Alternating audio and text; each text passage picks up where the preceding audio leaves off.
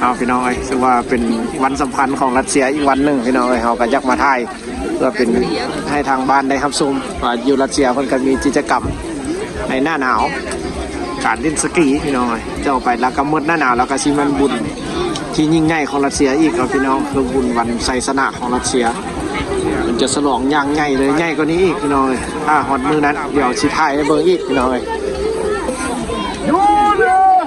สาดลาวพี่น้องจะน้อยมาละกำลังมาพี่น้อง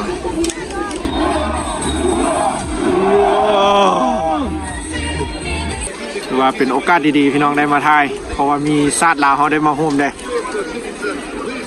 หรือว่าแต่ละมหาวิทยาลัยเด้อพี่น้องจะเป็นมาถ่ายแบบนี้จะได้มาเข้าแข่งขันแบบร่วมงานดิ้นกีฬาแบบนี้พี่น้องดูว่าน่าจะมีหลายประเทศอยู่พี่น้องทางอยู่ทาง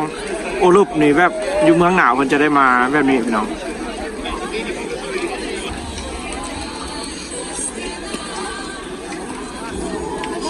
จะเป็นแบบประเพณีบุญรัสเซียพี่น้องจะโฮมกัน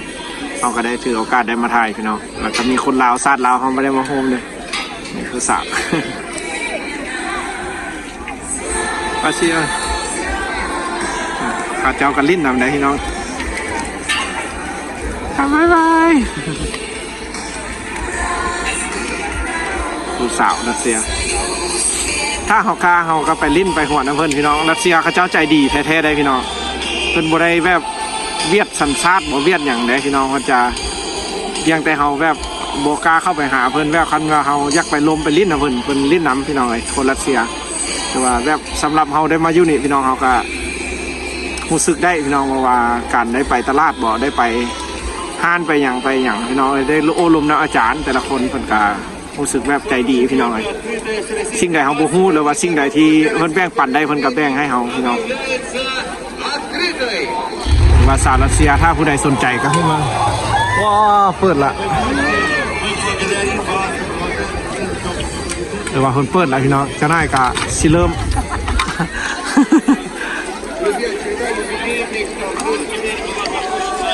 จากนั้นเขาจะเข้าไปในคนพี่น้องจากนั้นเข้าไปในให้เขาแล้วคนเปิดก่อน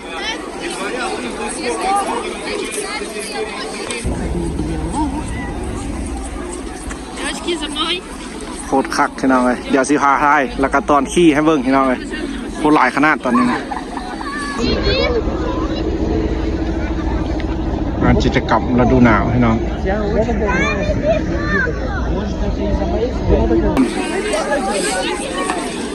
โคตรคักเลยพี่น้องเลยแบบเขาก็ได้มาแบบนี้ทุกปีพี่น้องเลยได้มาร่วมงานแบบนี้เพราะว่าเป็นซาดพี่น้องเลยซาดลาวเขาก็ได้มาร่วมงานพี่น้องเลยเดี๋ยวเขาสิถ่ายให้เบิ่งพี่น้องเลยวันนี้คือว่าแบบนี้ทุกปีทุกปีพี่น้องเขาก็ได้มาตลอดพี่น้องเลยเดี๋ยวสิถ่ายเบิ่งจะมีผู้หญิงผู้สาวแล้วก็เด็กน้อยมีอย่างจะมีครบพี่น้องของคือว่าน่าจะบ่มีแต่รัสเซียพี่น้องน่าจะมีหลายประเทศเลยที่จะมาเอ็ดแบบนี้พี่น้องเลยเนี่ยคนบอกไอ้ไล่พี่น้องเดี๋ยวสิถ่ายข้างหน้าเบิ่งเด้อДавай, тебе надо говорить. Надо? Да, давай. Сейчас скажу. Давай. Мужчина или мужика? Только спайси. Как тебя зовут? Как? Нормально. Вот нормально. Она думает. Человек хочет с ним с вами познакомиться. Кто? Ты хочешь? จะม่วนพี่น้องเลยจะเป็นแบบประเพณีของบ้านเฮิรนนั่นแหละพี่น้องเลยเขาได้มาแล้วก็ถ่ายเมืองเด้อพี่น้องเลยเป็นแบบผู้บ่าวผู้แถวผู้สาว Yes Таджикский? Да таджик Сейчас учит найду. Давай найдем Найду сейчас. Пасу Ты видишь ты знаешь Найду сейчас. ประเทศตาจิกสถานพี่น้อง Все здесь русские. ตัวเรียกกันลูสกีนะ Помочь, да?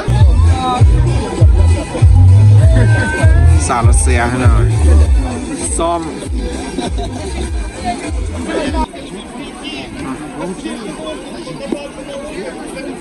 คนก็มาปกหลายให้หน่อยมาหลายได้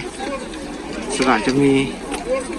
คนทั่วเมืองนี่แหละพี่น้องเมืองจูเม่นนี่จะมาโฮมกันอยู่นี่แหละมือนี้พี่น้องเลยสลายก็จะเป็นแต่วัยรุ่นพี่น้องเพราะว่าเป็นมหาวิทยาลัยได้มาโฮมกันแบบนี้แหละพี่น้องคนรัสเซียแบบเขาเจ้าจะสามัคคีกันนะพี่น้องคนจะไล่ขนาดไหนพี่น้องไอ้วันเล่นนะ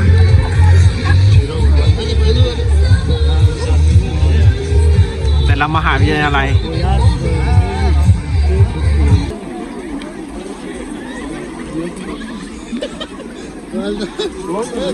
Вега, и мы желаем всем удачи и прекрасных стартов. Мы же в свою очередь приглашаем всех, кто пришел поддержать.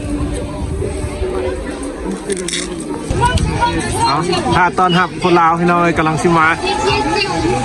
ชาติลาวเขากำลังสิมาฮอดละหลักใส่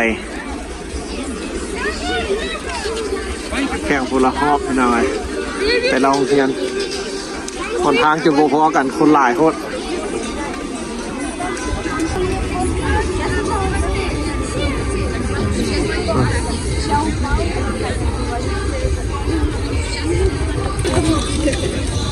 ว่าเรียบร้อยบางคนก็เฮียนแต่เราเฮียนกันแล้วพี่น้อง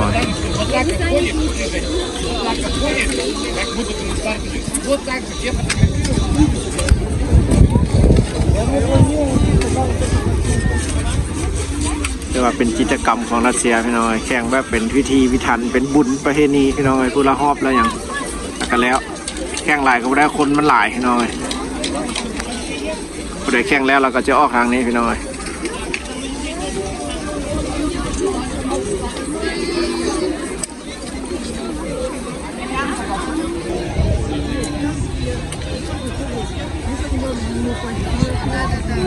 ประเพณีเมืองหนาว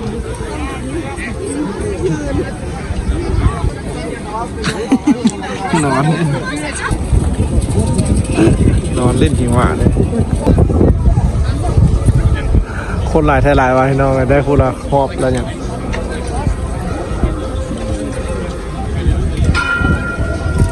จะกลับเมืองหนาว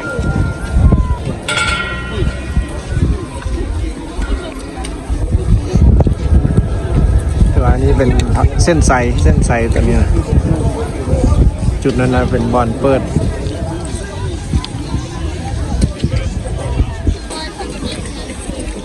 โอ้พี่น้องคนจำลายทลายเอาพี่น้องอันนี้ก็ถือว่าทางออกของแล้วเริ่มจากจุดนั้นพี่น้องเริ่มมาแต่คุณลากาโค้งไว้อ้อมมาอันนี้ก็ถือว่าเป็นบอลหลักไซพี่น้องพูดเอาตัวได้ผู้ละหอบพี่น้องเลยแข่งเพราะเป็นประเพณีตัวนี้ก็คือบ้านเทินพี่น้องเลยรัสเซีย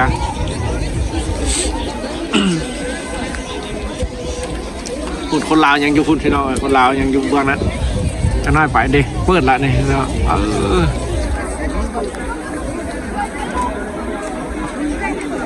กำลังคอยตะคากขนาดพี่น้องรัสเซียเมืองหนาวนี่นะคือบ้านเทินพี่น้องเลยแบบความสามัคคีได้พี่น้องแต่ว่ามีบุญมีงานอย่างก็ต้องได้มาพี่น้องแต่ว่าจะมาห่วมกันอยู่นี่พี่น้องอันนี้ก็คือความหักแพงของรัสเซียพี่น้องเขาเจ้าหักซาดหักแบบมีความสามัคคีกันพี่น้องเลยแบบมีความสามัคคีกันขนาดพี่น้องเวลามีบุญมีงานกะสิหุ้มกันมาอยู่นี่พี่น้องถ่ายคลิปถ่ายวิดีโอกลับมาลิ้นพี่น้องคนลาวยังอยู่คนที่น้องยังไม่ได้ออกเลยจะน้อยออกมาอันนี้แต่ละมหาวิทยาลัยเด้อพี่น้องเลยจะได้มาโฮมกันที่นี่จะมีเด็กน้อยผู้ย่าผู้หญิงผู้เฒ่าจุดส่วนใหญ่จะเป็นวัยรุ่นพี่น้องเพราะว่าเป็นมหาวิทยาลัยกำลังทำเพียนพี่น้องเลยนี่ก็ถือว่าเขาทายให้เบิ่งพี่น้องเลยสำหรับเมืองนี้มื้อนี้พี่น้องเลยประเทศรัสเซียเดือน2พี่น้องเลยทุกๆปีเขาจะมาจัดแบบนี้ทุกๆปีพี่น้องเลยจะมีแบบนี้แล้วก็จะมีการกินขนมแล้วเขาจะเอามาแต่ละโรงเรียนแต่ละมหาวิทยาลัยน้องจะเอามาให้แบบแข่งแล้วเราก็ไปกินน้ำซากินขนมกินข้าวจี้แล้วก็กลับพี่น้องบ้านนั้นตัวในช่วงนี้ก็กำลังซีออกเมืองละพี่น้องนี่มันกำลังเมืองตัวได้ผู้ละหอบพี่น้องเลยแข่งเลยกับพอแบบแข่งเป็นประเพณีเป็นบุญอะไรพี่น้องเลยบ่ได้แข่งเอาใส่สนะเอาอย่างดอกพี่น้องก็มีแต่ละโรงเรียนใหญ่แบบเป็นของขวัญเล็กๆน้อยๆให้เป็นกระสิบใบย่องๆบอกอย่างผลงานของแต่ละโรงเรียนพี่น้องจะมีเจียให้นี่ก็ถือว่าแข่งแล้วนะนี่เรา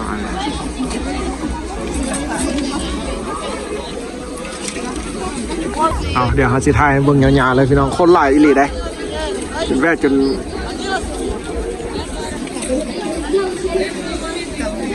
แข่งแล้วก็เกี่ยมออกเมืองพี่น้องเพราะว่าอากาศมันก็หนาวได้พี่น้องเพราะว่าสุ่มเมืองหนาวแล้วพี่น้องนี่เริ่มแล้วพูด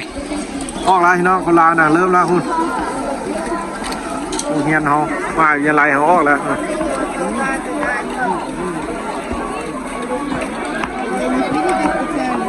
สำหรับมื้อนี้ถือว่าหมดเมืองเลยพี่น้องเมืองจูเม่นนี่ก็ถือว่ามาโฮมนี่เขาก็บ่ฮู้ว่าเมืองอื่น11แนวนี้บ่พี่น้องเลยแต่สำหรับเมืองจูเม่นสำหรับนักเรียนลาวก็ถือว่าได้มาร่วมพี่น้องเลยกำลังเริ่มแล้วออกมา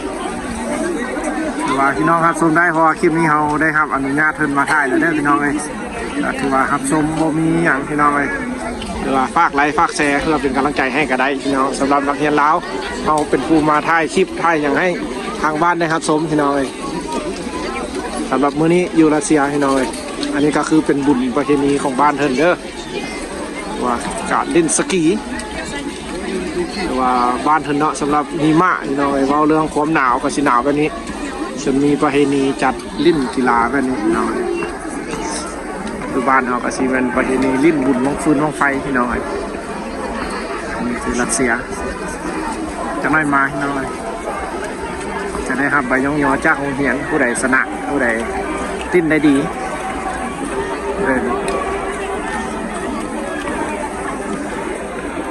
คนบอกหลายเนาะยาวเยียดเลยนะพ่อแม่หรือว่ามีอย่างกะจิมาต้อนครับอ๋อ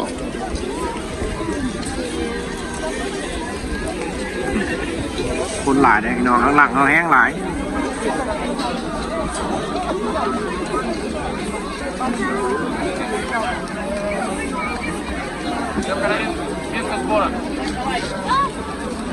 คือว่าโรงเรียนเขาเป็นโรงเรียนสุดท้ายเนาะจะได้ลงแข่งขันหรือว่าปิดโรงเรียนเขาแล้วก็ถือว่ากลับพี่น้องถือว่าปิดพิธีมื้อนี้เลย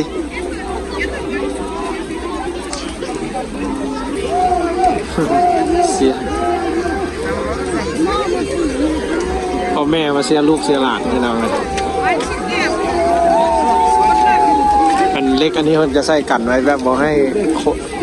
ผู้ที่มาชมบอกให้เข้าไปรบกวนผู้แข่งขันพี่น้องจะได้ความปลอดภัยศาสตร์ลาวเขากำลังชีมาฮอดละนักเรียนลาวตัวมาต้อนรับคุณลาวพี่น้องจะน้อยตัวอยู่หานไซใครได้ที่หนึ่งอาจารย์มีรางวัลให้หรอคักเนาะเอามาละมาชิมาฮอดเลยเดี๋ยวเสียงตีมาละฮันไปแกล้งทุ่งด้วยฮันซาดเอาพี่น้องเลยก็เป็นนักเรียนลาวเด้อพี่น้องมาอยู่รัสเซียแต่ว่าอันนี้เขาก็มายืนต้อนรับนักเรียนเขากำลังชิมาฮอดพี่น้องชาผ่านไซนี่ก็เป็นจุด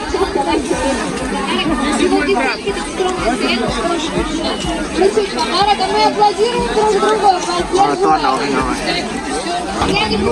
Видно, да? Или не видно? Видно, вот тут видно. Видно? Да, давай.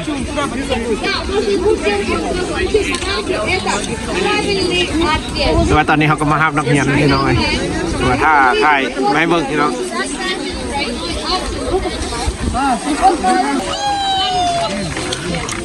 มายืนท่าต้อนรับนักเรียนพี่น้อง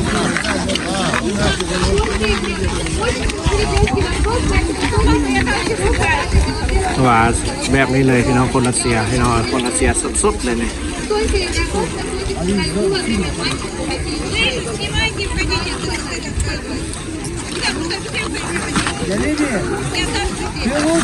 Да.